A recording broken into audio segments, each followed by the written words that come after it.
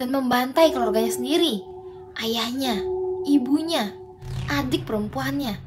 Semua dipotong-potong dengan kapaknya. Kisah. Cerita kali ini menceritakan sebuah legenda yang beredar cukup luas di sebuah kota kecil di Amerika.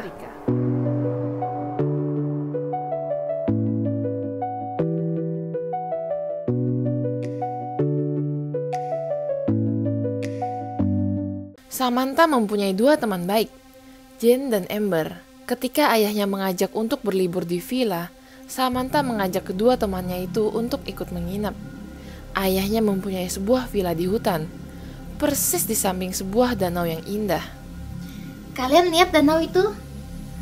Itu namanya Danau Samantha. Ayahku tumbuh di sini. Saking cintanya sama tempat ini, ayahku kasih aku nama yang sama kayak danau itu.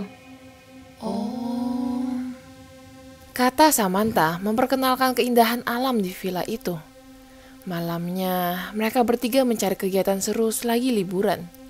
Apalagi mereka bisa tidur lebih larut dari biasanya. Ada yang punya cerita serem gak? Aku. Suatu hari, ada seorang babysitter yang duduk menonton TV sendirian. Lalu, tiba-tiba teleponnya berbunyi.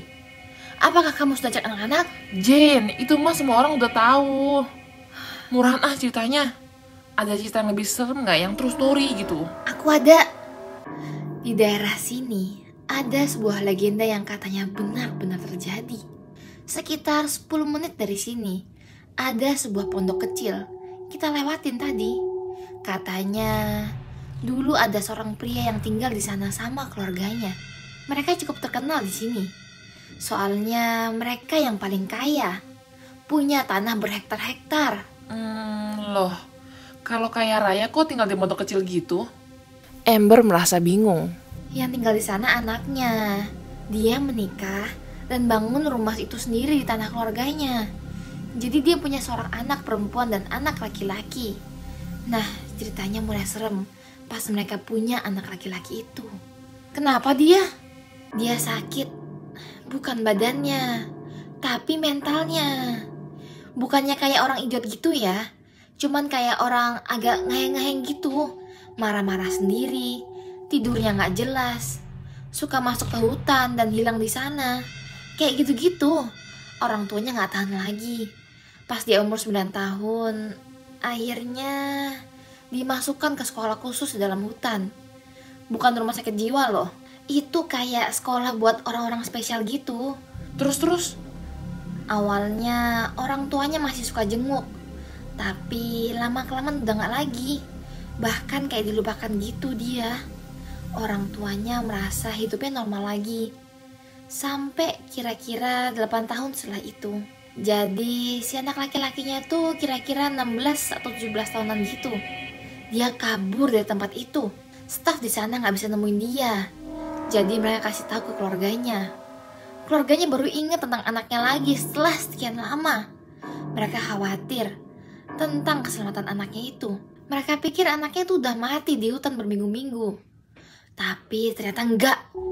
Suatu malam, dia balik ke rumahnya lama itu dan membantai keluarganya sendiri. Ayahnya, ibunya, adik perempuannya.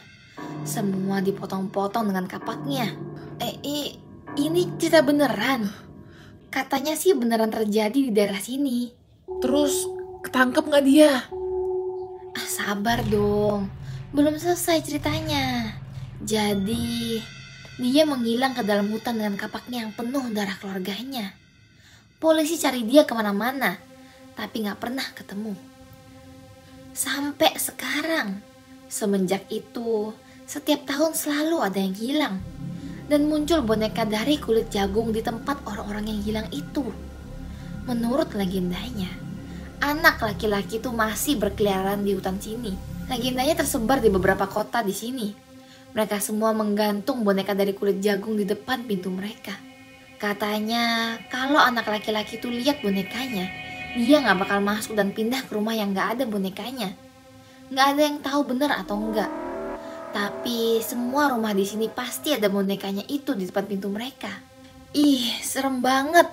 Filmmu ada bonekanya nggak? Iya. Ada lah. Tapi ayahku sih nggak percaya sama legendanya itu. Tapi ya jaga-jaga aja. Menurutmu kita bisa ke pondoknya itu nggak? Katanya sih kalau kita pergi malam-malam, kita bisa dengar jeritan keluarganya yang dibantai itu. Jadi biar aman kalau mau ke sana siang-siang aja ya. Malamnya, ketiga gadis itu tidur berdekatan, berpura-pura untuk tidak takut dengan ceritanya itu. Tapi selalu waspada jika kaca jendelanya ada yang mengetuk atau ada suara dari luar. Besok paginya, ayah Samantha membuatkan mereka semua sarapan dan melanjutkannya dengan berenang di danau yang indah itu. Siangnya, mereka bertiga jalan ke arah pondok itu karena penasaran. Sesampainya di sana, mereka bertiga langsung merasa seram dan angker, membuat bulu kuduk mereka berdiri. Padahal matahari masih terik. Mereka bertiga pun menjelajahi pondok itu, mengangkat reruntuhan, membuka perabotan yang sudah usang. Gak lama, Samantha melihat ada sesuatu yang terkubur di timbunan tanah, seperti sebuah buku. Guys, kayaknya diari nih. Teman-temannya berkumpul dan Samantha mulai membuka buku lama itu. Gimana kalau ini diarinya dia? Hah? Dia siapa? Dia yang bunuh keluarganya. Samantha membuka bukunya dan membacakannya ke teman-temannya. Kepada keluargaku yang kucintai dan akan selalu denganku. September 5, 1987. Sangat susah hidup sendirian. Aku bisa dengar suara mereka. Kadang berteriak. Di sini sangat gelap. Aku butuh kasih sayang. Mereka gak sayang aku. Para obat itu sudah pergi. Aku bebas. Aku bebas dari mereka semua. Jika mereka tidak menyayangiku, mereka harus pergi. Tidur lelap selamanya. Desember 4, 1987. Mereka sudah tidak lagi mencariku. Aku tinggal di dalam hutan, mengejar binatang dan membuat mereka tidur lelap selamanya. Seperti ayah, ibu, dan adikku. Paling tidak, sekarang mereka berbicara kepadaku. Oktober 3, 1995. Aku keluar dari hutan dan pindah ke sebuah kota kecil. Gak ada yang kenal aku. Gak ada yang tahu aku siapa. Aku dengar orang-orang menceritakan ceritaku, membuatku tertawa geli. Mereka semua takut kepadaku. Aku suka menghabiskan malam di rumah orang tuaku. Ayah dan ibu masih berbicara kepadaku. Kata mereka, mereka sangat bangga denganku. November 2, 1998. Hidupku berjalan dengan lancar. Aku mendapatkan pekerjaan. Aku membeli sebuah rumah. Aku bertemu dengan seorang perempuan. Dia sangat pendiam dan cantik. Kadang aku bawa dia ke hutan. Dia menyukainya. Aku kasih lihat dia ke ayah dan ibu. Mereka suka dengannya. Juli 1, 2000. Hari ini hari yang luar biasa. Aku mendapatkan seorang bayi. Aku sangat bahagia. Ayah dan ibu seorang kakek nenek sekarang. Istriku tidak terlalu baik kondisinya. Kayaknya dia tidak akan bertahan. Tidur lelap selamanya. Aku bahagia. Agustus 13, 2010. Aku sangat bangga dengan anakku. Dia sama kayak aku, cuma lebih pintar. Dia gak punya masalah, gak dengar suara-suara. Dia pergi ke sekolah dan mempunyai banyak teman, gak kayak aku. Kadang aku membawanya ke hutan. Aku sangat mencintainya. Aku memberinya nama yang sama dengan danau di sini. Samantha. Suasananya langsung sunyi senyap. Samantha shock bukan main. Apa-apaan Samantha? Samantha, kalau bercanda gak lucu ya? Iya. Ini gak mungkin. Gak mungkin ini benar.